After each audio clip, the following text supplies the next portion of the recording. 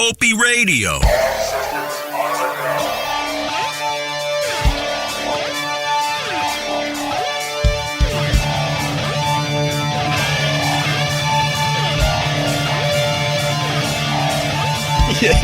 You got carried away. And we're off and running with the Opie Radio podcast. It's me and Carl Ruiz, the Cuban. You got carried away, huh? You thought those guys might jump us? I already had a whole plan. Did you hear my plan? It was awesome. They were going over the railing, throwing out free elbows, throwing out lefts like they're nickels. I loved your plan until you realized they were just high school kids minding their own business. And then I said, I just overreacted, Opie. Let's just wrap this up. Nothing's going to happen here. Were you stereotyping a little bit? Well, why else would I come up with a fight plan? You got to know who you're dealing with. Know your opponent. Of course. That book, Shang Shou, Art of War or something. Yes. Yes. That's a great book. Oh, it's the best. My wife must have read that. Oh, you gave me hiccups. Less than a minute in, I already got hiccups with talking to Carl. What's going on, Ope? I'm good, brother. I'm good. How far till the beers? Well, first of all, we're taking a little stroll. Isn't it wonderful to be outside, early summer, getting a beer with your pal? No. And I'm going to tell you why no. The humidity here is ridiculous. You can make cigars in New York City. I don't know what's going on, but the humidity in the last couple of years has been ridiculous. I'm out.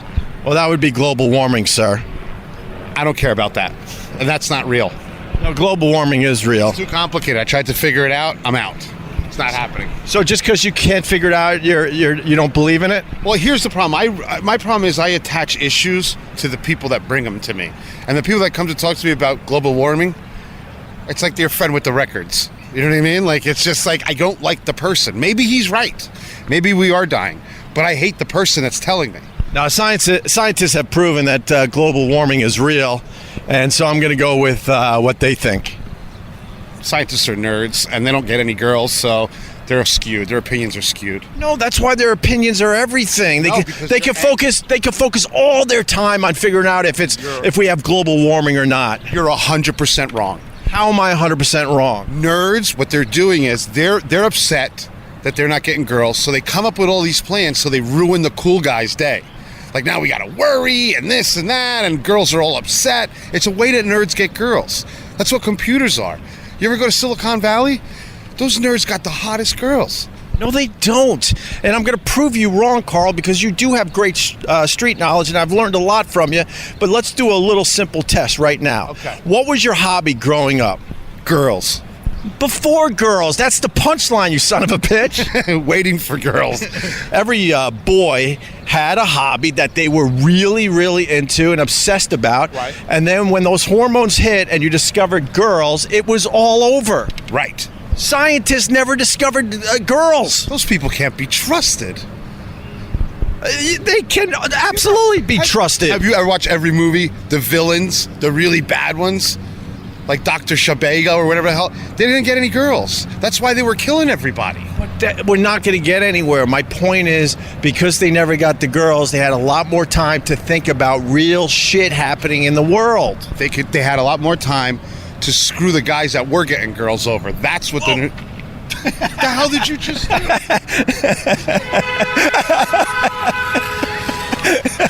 I just had 13 aneurysms. What is this, a bike highway? I hate this city. That guy! First of all, I pulled a Bob Kelly on you. Bob Kelly used to do that to me all the time on the streets in New York. He would just grab you at a crosswalk and go, watch out! And you would jump out of your skin, and then he would point at you and laugh in front of everybody. I just did that to you. But then a bike came flying through, and did you hear that car horn? That was on his bike. Dude, that guy's like super Mexican. He almost got run over by a bike. That would have been a wonderful podcast. It would have been our shortest podcast, but we would have got a lot of downloads. Me getting killed by a bike. And it took us out of that dumb scientist argument. I'm totally right about the scientist thing. All right, where do you want to sit? We got to sit. We're going to have a beer, and we're going to continue podcasting. We're down near the Hudson River. You know, this is a gorgeous spot, and it's not over there. No, that's a terrible spot. Close to the bar. You can't walk a couple of here. Let's go get some drinks. Jesus Christ. Do they have bourbon here? I don't know if they have a full bar, but this place is the worst. I think it's awesome. Why don't we wait in line here? We're going to grab drinks, and then you're going to hear kind of maybe a jump cut or maybe Joey jumps in right now and sets up us sitting somewhere as we continue talking. Okay, Opie, no problem. I'll just stop whatever it is I'm doing right now and set the scene. Well, you have Opie walking around with his new tape recorder that Westwood One gave him. He's basically starting over, in his own words, I want to start from nothing. as he loves to do, again and again. Then you have celebrity chef Carl Ruiz, TV star, Food Network, Guy's Grocery Games winner. He's a big fucking deal. They're in New York City, center of the world, on a beautiful but humid day. Carl wants to have a drink, most likely break bread too if I know Carl. They're staring out at the magnificent Hudson River, and you get the sense that the Cuban's getting a bit perturbed with our host, borderline angry. Well, there are literally tens of places that have air conditioning, good beer, great food, but no. Opie chooses to take Carl to a place most guys bring their girlfriends for lunch during the work week to break up with them. Pretty much a glorified dog park. Get the picture? Now back to the two lovebirds. All right, so we got our beers. We are now sitting out on the Hudson River, actually, me and Carl, and it's a wonderful afternoon, isn't it, Carl? There's a dog that doesn't stop yelping, and I'm going to kill the dog. You're not happy? I'm not happy with this dog. You're already rolling your eyes. You're like, oh, great. Yeah, you and your dog. That's great. Don't worry about everybody else sitting out here trying to enjoy a wonderful afternoon. Oh, boy, it's whining. It's ready to yelp again. It's gearing up. I can't stop laughing.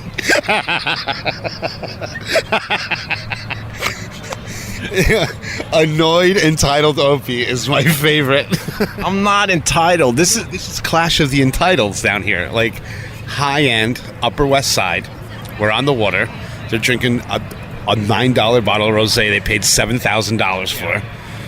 But in this moment, I'm just a regular person annoyed by someone's dog because they don't give a fuck about anyone. You hear me?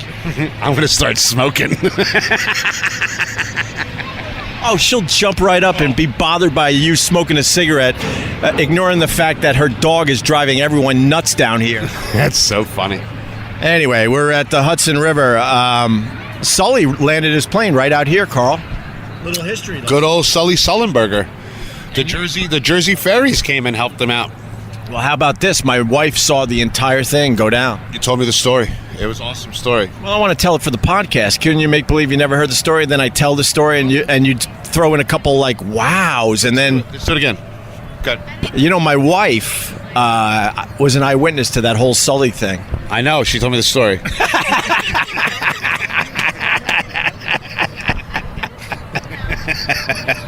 Sorry, I'm salty because of the dog. I'm so salty. This dog will so be part of this podcast. I can guarantee it. Again, we're going to get in trouble down here.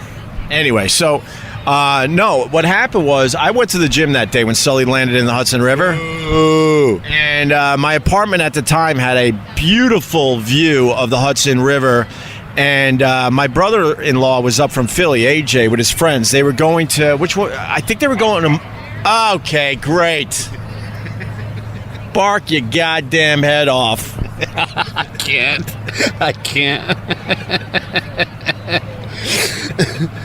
Oh, God. Let me take my rings and my jewelry off. I just hate people that don't give a fuck that others are in the area and might be bothered by their barking dog or their crying baby. That's another one. I was at our place, Subway Sushi, the other day. Bad baby? Horrible baby. And this is all I've asked, because I got two kids. You know, you have kids, or well, your kids are older now, but... That's what they tell me. Oh, my God. And this is all I ask, and this is what we try to do. If you got a crying baby, just at least make the effort to try to calm the baby down or walk out of the situation. The problem is these people take these babies places they're not supposed to be. There's places where people understand. You know what I mean? You go to the mall where you say little kid stores and shit. Everyone's crying with boogers and shit in their pants. But they try to take them to adult places. That's my problem. Right. That modern parents don't want to change their lifestyle.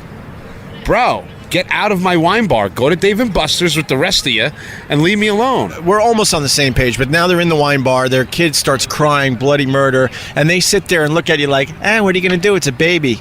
deal with it instead of like trying to give it a pacifier, calm it down, and then if it's really bad, maybe take the kid outside for a little while, and if that doesn't work, then go the fuck home. Well, it's a fundamental change in the way people think about things, right? When I grew up, the baby was wrong and the people were right. But now the baby's right and the people are wrong. And I see it in all types of society. You know, children are just given carte blanche because they're children. And that's why they stay children. Because if I knew that at 12 I can get away with everything, I'd stay 12. Because that was a good look for me, right? And that's what happens. There's so many man adults, like baby adults, walking around with this little entitlement. It's from how growing them up. Like I see these young kids, like every time I punch a new kid in the face, you could tell their face. They're like, I didn't think that was going to happen. I'm like, yes, it did happen. These kids today, they truly believe they will never get hit. I think that might be a problem. So I was at a bar not far from here last year, and I was on a tear. And there was a kid, no more than 22 years old, my size, maybe a little bit bigger. I don't pick fights with people that are going to rip my head off, you know what I mean? And he's making fun of me. He's making fun of me because I'm on the phone and I don't know how to spell, so I'm speaking out the text messages. And if you've seen my text messages, they're very vulgar, right? And very uncomfortable. Very uncomfortable. Because I'm like, why would he spell that word that way? Right, exactly. So the kid is mocking me, and I could see it, and I just about had it. And I'm like 5 gym beams in. I get up from my bar stool. He's sitting there. He puts his head down, and I punch him as hard as I can on the side of his head. He gets up from the stool, stumbles.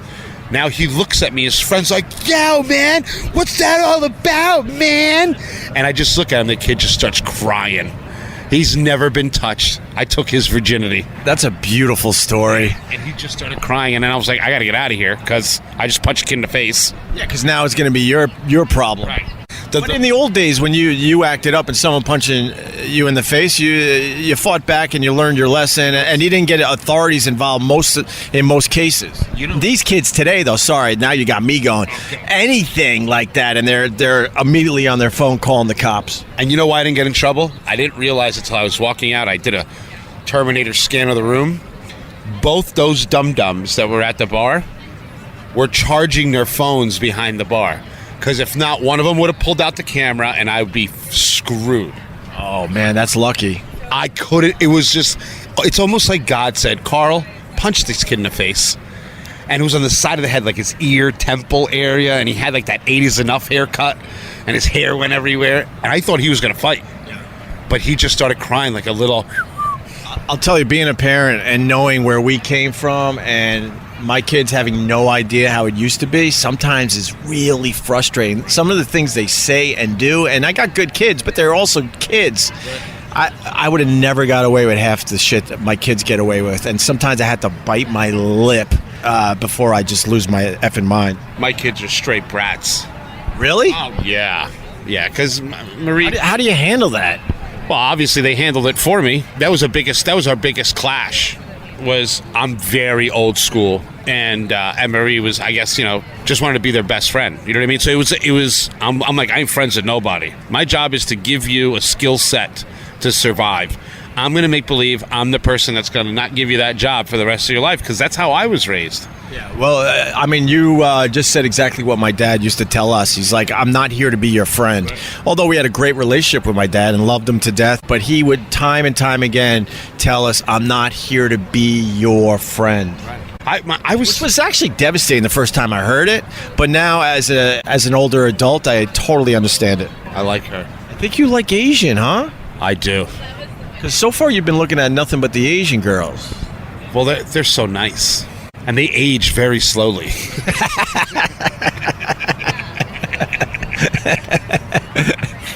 They're the crock pot of women. I don't even know if that made sense, but I was trying. I was trying for some food humor. Like my people, my Latino people, like the women look 30 at 18. They're ready to go. But at 30, it's... They're in the broil. Fuck. I messed it up. Oh, I wanted to say they were in the broiler. They were. Little food humor. Oh, I wanted that joke to happen. I don't know if it was the half a beer I drank or the humidity out here today. You're drinking a very good beer. Founders All Day IPA. I enjoy that beer a lot. I don't like IPAs, as we discussed on past podcasts, but this Founders IPA is definitely all right. And I'm drinking bourbon. Yeah, you don't really enjoy your beer. You drink the beer so you could drink the bourbon. I noticed that. Oh, this is a long week. I finally signed the restaurant off. We're done. How did that feel? It felt like someone stole my child. It felt everything bad. I felt even my attorney. Now, you know, attorneys are like, how can I say it? They're very callous, right? They're professional negotiators. They have no emotion. So this was my business attorney that I've had since I opened the restaurant 10 years ago. And I used to come and pay this guy when I had no money because, the restaurant just opened and it was bleeding cash. And, you know what I mean? I sold everything to make it happen, And I was the only one doing that. Because, Marie doesn't have any money and her parents, they have alligator arms. Like, they'll never make it into their pockets. You know what I mean? They're just along for the ride. You know what I mean? When I do great, they're happy. When I do bad, I'm a piece of junk. Oh, that's just wonderful. Oh, they were my favorite. Miss them. So, but I got to set this up a little bit for the people that don't know. You had your own restaurant down there in Chatham, New Jersey. It was called Marie's, and you could just feel the passion that you had for that place when you walked into it. It was absolutely like having another child, and you really, really had pride in that place. And the food was amazing. Your clientele was amazing. I used to love hanging out down there because it was just a great, great hang from top to bottom. It was funny, and you really did. And when I realized you loved it there? When after you got fired from SiriusXM, unjustly, that's the first time you showed your head when you came down to the restaurant. Remember me, Sherrod, and was Vic there? No, Vic wasn't there. I do have to explain that because now you're saying something else. So when I got fired from SiriusXM unjustly, and I want to talk about that today, actually, we probably should take this podcast on a more of a serious tone because I got some things to say too as well. But getting back to that point, when I got fired, the first thing I wanted to do, and this is going to sound a little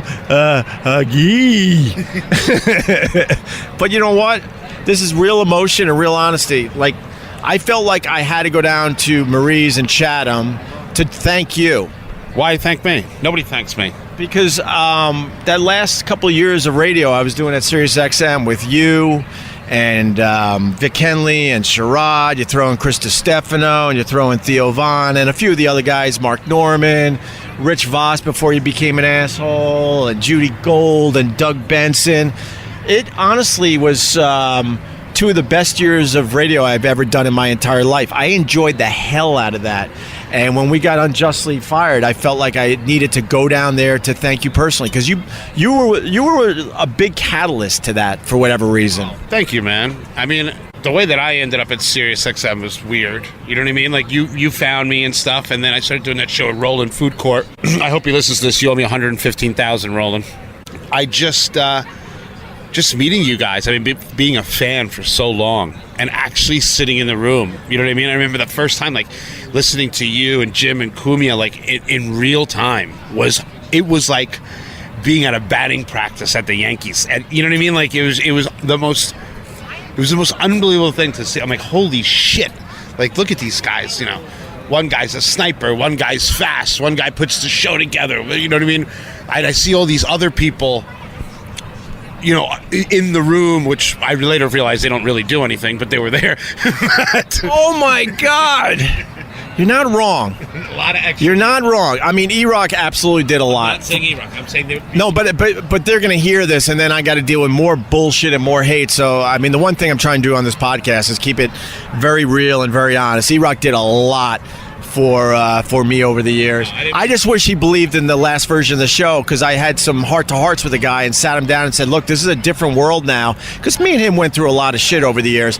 And I said, this is working. I got chemistry with these guys. We're all having a really good time, and I just want you to be a part of it, and I want you to be on board. I don't think he actually ever got there, unfortunately. He did at times, but I think there was too much shit that happened in the past that unfortunately he couldn't get over. I definitely don't know E-Rock as well as you, though. But one thing I will say. I'll say this: I love E-Rock. He's got a very good podcast, and I have nothing but love for the guy, and wish him the best. And I would absolutely work with him again. The thing is, what I noticed when I was there is that little back office that they all took was a very toxic little room, right? In defense of E-Rock, just of my own statements, in defense of E-Rock, I think he probably figured before we did that the writing was on the wall. You know what I mean? He probably heard whispers and shit, and he knew. And oh no, he flat out told me. That's why I love the guy. He see, so we're on the same page. He at the end was like, dude, you're getting fired no matter what. He came to me one day and he said, watch your back. Jim and Sam are going for your morning show. And I laughed at him like, that's crazy. That's ridiculous. There's no fucking way that's happening. I know me and Jimmy aren't getting along, but that's nuts. And that's exactly what ended up happening in the end. I don't know anything about that one. Carl's keeping out of it. I'm out of it. No, I'm gonna stay out of that one because I wasn't involved in it. You know what I mean? No, that's more than fair, to be honest with you. But back to your point with being in that studio with other guys that didn't really do much. That is so true. I brought so many guys onto this radio show that more or less ran itself, and then these guys would get massive heads. And Sherrod said it perfectly one day. We were walking, we were walking somewhere after the show. Those guys are standing so close to the oven, they think the heat's coming off them. Right, it's true. And I saw it in real life. You know what I mean? I saw it. Just the egos, the unnecessary egos, but seriously, it breeds that, man. Like, you know what I mean? The culture there was probably one of the most dysfunctional corporate cultures I ever saw. I was close with Roland. I basically afforded his lifestyle for 3 years. You came to my house. Look, we're getting a lot of newer people listening to this podcast. That's why I got to stop and just kind of fill in the blanks as a radio guy. So Roland is a guy that I hired many, many years ago to be the booker for the radio show. He was very good at booking a radio show. He really was. I'll give him that much credit. He lied on his resume initially, and Steve Blatter came to me and said, I can't hire this fucking guy. He lied on his resume. And I go, who cares? It's a little lie. I forgot what the lie was, but it was really a little lie. His weight or height? This is what's so fucked up, because in the end, Roland got me fired. I vouched for him, and I said, look, Steve, it's a little lie. It's no big deal. He's good at booking radio. Let's just move past this. And Blatter, to his credit, said, okay, fine. But, I do want you to know that we usually don't hire people that lie like this. And I'm like, all right, but, it'll pay off in the end. Anyway, so that's Roland. So they wouldn't hire Roland, but they hired all those other people on that radio station? The one guy from Britain or something, and the other, they were not good. Oh, Jason Ellis and Cavino and Rich. Yeah, they were laugh riot. I swear to God, I've met Cavino and Rich. I've had they're really nice. They're like J. Crew models. Really nice guys. But it has to be said, in all these years being associated with SiriusXM, I've never seen one tweet from a Cavino and Rich fan on my Twitter. Like, I don't know how they have flown under the radar for so long. They can't have a buzz in such a way that Sirius is happy about it. They have a buzz like, that's how they have a buzz. But it's just so funny. Like, I remember one time, the first time... But they're really nice guys. But the first time, like, I was, listening to this thing, and I'm like, what 1988 thing is this? It was crazy, bro. And they're going to outlast everybody, which is what's so funny. And it's corporate America. That's what it's all about. You know what I mean? I mean, they're really nice guys. I don't get it. I personally don't get it. I've never seen them build an actual audience for SiriusXM, but they survive. And a little story about Cavino and Rich told to me by, I'm naming names. I don't give a fuck anymore. Jeremy Coleman, who I used to be really, really tight with. Who's that? When I was at NEW, he was the PD. I actually literally gave him a career. He came up to New York from Washington, and he was our PD. Really nice guy, but he didn't do anything as far as me and Anthony's success was back then. But I would do lunch with him 3 days a week, and we were friends, and blah, blah, blah. And then he moves over to Sirius, and then I'm at XM, and next thing you know, he doesn't like me anymore. He doesn't like you? I mean, he's cordial to me, but all of a sudden our relationship went dead, and I looked at him one day like, "What the hell? What's up, bro? Why aren't we, friendly anymore?" It was really, really strange. But anyway, back in the day, because of the success of Opie and Anthony, he was trying to recreate that with Covino and Rich. This is a true story. They were supposed to be the new Opie and Anthony.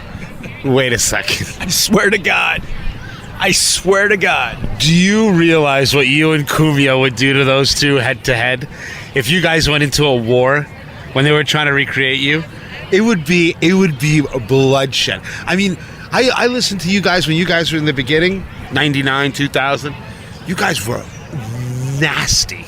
I mean, just two awful people. And Anthony was like 5 awful people with the impersonations and shit. Like, he was doing crazy shit. And then fucking Jimmy with all his... Jim comes in full tilt crazy, just murdering guests. I'm not telling you, the third show, I stopped listening to Howard Stern.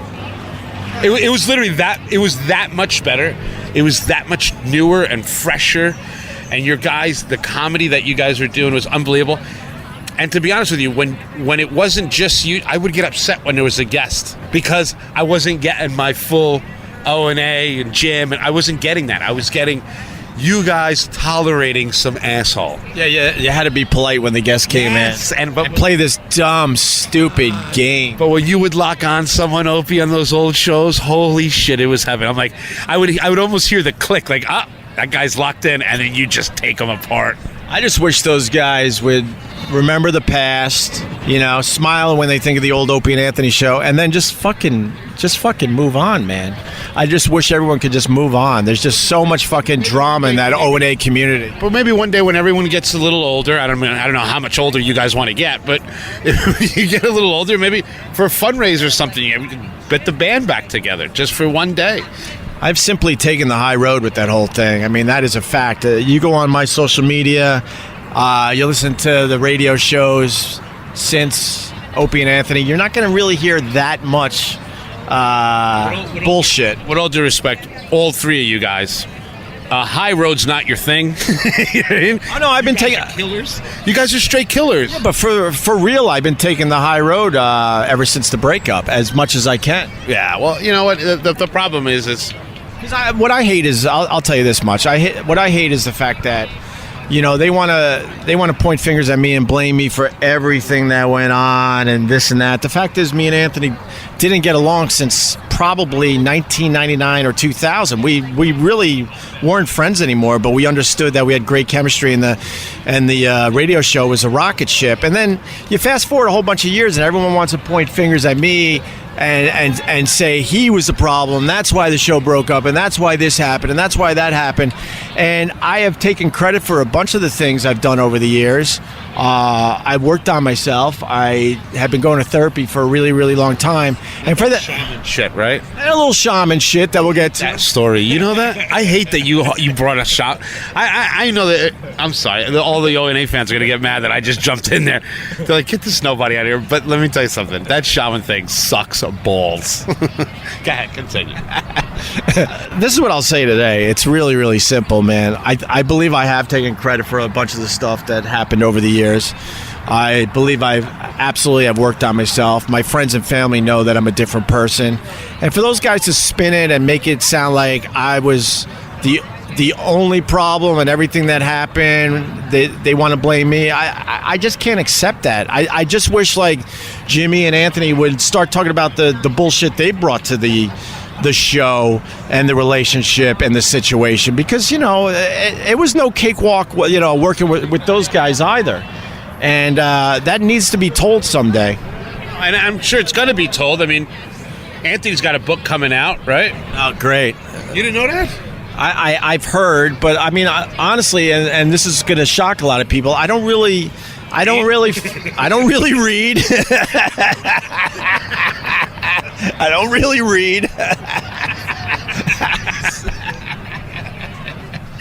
Is it that obvious? You look at the picture books. I got audible.com. I listen to books. Oh, you're listening to The Art of the Deal. You want to see a book that I'm currently? Not at all. No, I'm going to do this because Ray Love? Well, I'm going to do this for the reaction that it's gonna get from you. All right. I got my Audible.com app. Read what book I'm listening to right now. I don't want this to happen to you. I don't want this to happen to you. I love you, man. You're a good friend of mine. I don't want this to happen to you. Please read. Do you know what happens when everybody else gets a hold of this? Okay. I can't wait. Holy shit. Give me this microphone. Okay, everybody. Oh, I'm speechless. He's reading The Seat of the Soul, Anniversary Edition, narrated by Gary Zufkloff, Maya Angelou, and Oprah Winfrey. It's Oprah's favorite book of all time, and she had the author on her show dozens of times. Seat of the Soul, baby. This is disgusting. What's it about? Getting soul up your butt? Honestly, I can't honestly tell you what it's about yet because, I'm only Rich people droning about life and how to be successful. About karma and working on your soul, and navigating through this thing we call life. Do you believe in karma? I do, but not like how people say you do one bad thing, a horrendous, horrible, bad thing's going to happen to you. I create karma. Like if someone screws me, I go after them. Don't you think that's more effective than letting the chakra beads and nature and sea turtles decide if this guy's going to get his head chopped off? Well, but I don't think that's actually karma. I mean, that's like eye for an eye shit. Well, that's real karma. I mean, people, you do one bad thing. I did that cake stomp thing, which I truly, to this day, don't believe was a bad thing. If you understand the show and the person and the relationship we had with him, it was something I did. I now regret it, unfortunately, because of a dude's birthday cake. Well, it was a Starbucks cake that he got out of the garbage, but whatever. To him, it was like the most valuable thing that he had in his possession.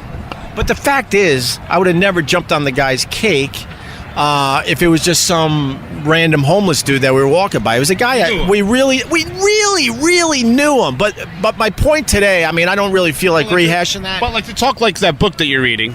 Well, what I want to say is, no, I still don't regret that. Look at the sweaty white shirts. Oh God. Oh, I thought you meant the white dog.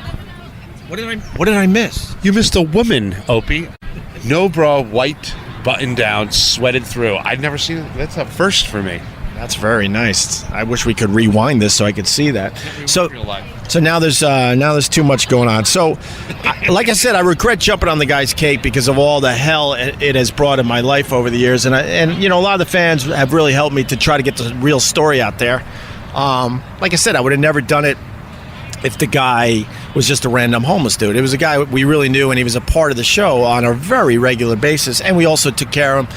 That doesn't even matter. It doesn't matter how much money you gave him, all that. But my point is, because of that, people go, karma's going to get you. But I believe karma is more your overall life, not just one particular incident. It's how you handle yourself in life, and that's, to me, real karma. I have a very black and white look on the world, right? If you make bad decisions, bad things happen. If you make that's karma. No, that's making a good decision and good things happening. If I hang out with a bunch of people with guns, I'm going to get shot, right? My chances of getting shot. I remember a friend of my brother's, a super nerd. I told him I was getting married. He told me, how old are you? I told him my age. He asked me questions about Marie. He was an actuary or something for the U.S. Treasury. Super smart guy, MIT guy. He asked me all the questions. How old is she? This and that. He says, okay. Goes on his little internet thing. He goes, I'm going to give you a scenario. I said, okay. He said, you're marrying this girl. No money, bad credit, this and that. And you got all these problems. Both of you got different issues. He says, if I told you you had a 66.5% chance of getting shot if you walked down Avenue A, but you had a 0% chance of getting shot if you walked down Avenue B, which avenue would you walk down? I would go, well, B, 0%. He goes, well, your marriage is A. Oh, wow. It's all about probability. All probability. And he figured out the plan, and he was dead nuts on. anyway, so where was I? So, Seat of the Soul. So, I mean, I've worked on myself. I know you don't really want to hear this, but I really have. I had a tough upbringing with a crazy mom, and I figured, when I got married and had kids, I really had to work on myself, which I continue to do to this day. And so I really have taken the high road since the Opie and Anthony show has broken up. I'm not perfect. I absolutely have taken some little shots here and there, but those guys have taken a lot of shots, continue to take a lot of shots, and I just wish they would move on. I mean, they obviously wanted me out of the picture a long time ago. I'm now out of the picture, so they got like an open road here. So show the world what you could do, and don't worry about me and my little fucking podcast. And I would say this, like, Anthony wasn't a treat to work with either. And to ignore that part of the story is infuriating. Oh, this comes back because he's writing a book, I guess, right? You said, yeah, he's writing a book. Whatever, but that's what I wish would happen, and I know that's just silly to say because no one really wants that, unfortunately, in the O&A community. But I'm more than happy with what we did together as a radio show, and I'm also extremely happy about what I'm doing now. So that's where I'm at. I think that the way that all of you guys react to each other, it's like you guys are like old Navy SEALs, right? That had a bad mission, right? But you guys still respect each other on a different level, on a level that I would never know, because believe it or not, I mean, you guys changed the world. You know what I mean? You guys were ginormous. And that's something to be said. And together there was a chemistry that was unbelievable, I think. How about this part of the unbelievable? That whole time we didn't like each other. Now that I have some time to reflect, I'm like, that is fucking nuts that we actually, when the mics went off, we barely talked to each other. We barely hung out with each other. We hung out when we had to at live events and TV shows and all that. But we simply didn't get along when the show was over. But as soon as those mics went on, we would look at each other and bam, we would get it done. Well, and I think that it's something to be said that you guys cared about the fans more than you did about yourselves. And that caused a lot of personal pain. When you shut off everything that makes you happy to make people on the other side of the microphone happy that you'll never meet or never see, it gets to you. And let me tell you something, being on the Food Network and cooking and hanging out with people that, I hate, like people behind the scenes and people treating you like cattle, it's sad, but that your mom's watching, your friends are watching, and then there's people in Minnesota watching, like little kid with cancer is watching, you know what I mean? You start to sacrifice yourself, and you get lost in that. And to have three giant personalities, I just think in the long run, everyone should shift to the positive of how beautiful it is what you did and how you took it to Stern. It was unbelievable. And I was thinking to myself, I listened to Howard Stern since I was a little kid, and I stopped for a second. I said, you know what? If I hear Jackie the Joke Man Martling one more time, I'm going to jump in the water, even though, I thought that was the status quo. Howard Stern is truly, and this is going to piss off a lot of people, extremely overrated in the last, oh, God. I mean, we got to satellite in 2004. He joined right after that. I would honestly say he's been overrated for probably the last 10 years. And he's just living off the past and what he accomplished before that. And he has incredible name recognition. But I walk these streets every day. There was a time you couldn't go out of your house without someone. Walk the streets every day. I really do, like a fucking crazy person. And there was a time you left the house. You were going to hear about Howard Stern every single day. I am here to tell you that just simply doesn't happen at all anymore. No shit.